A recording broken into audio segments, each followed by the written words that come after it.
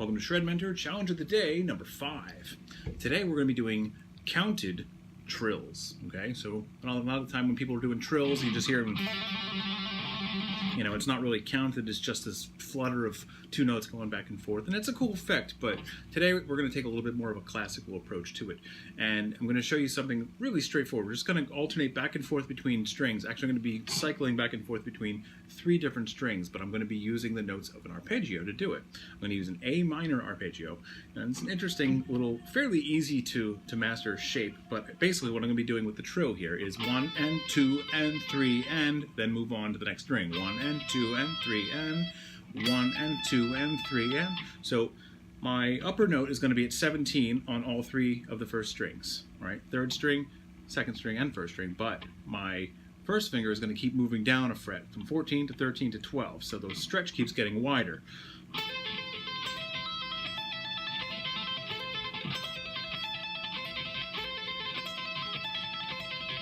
Alright, so 1 and 2 and 3 and 1 and 2 and 3 and 1 and 2 and 3 and 1 and 2 and 3 and 1. Okay, so up to speed, at any speed.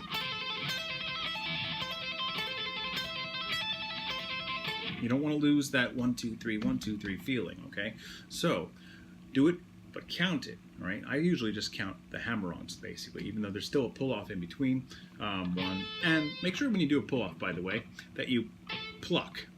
Don't just lift your finger and hope for a lucky accident. We don't want to rely on accidents. Make sure you actually pluck with the finger as it's leaving the string.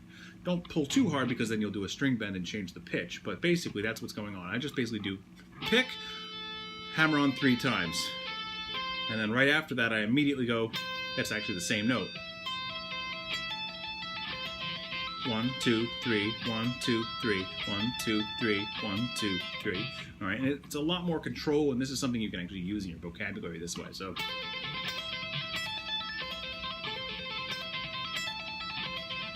you can do like E minor.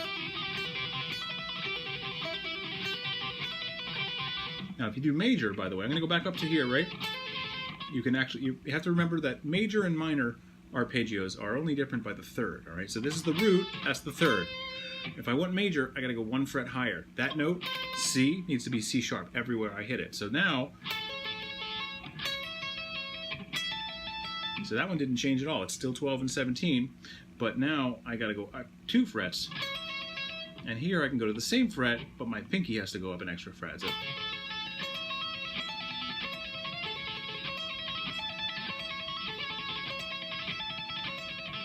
all right, same idea. You give it a try. I'll see you again tomorrow.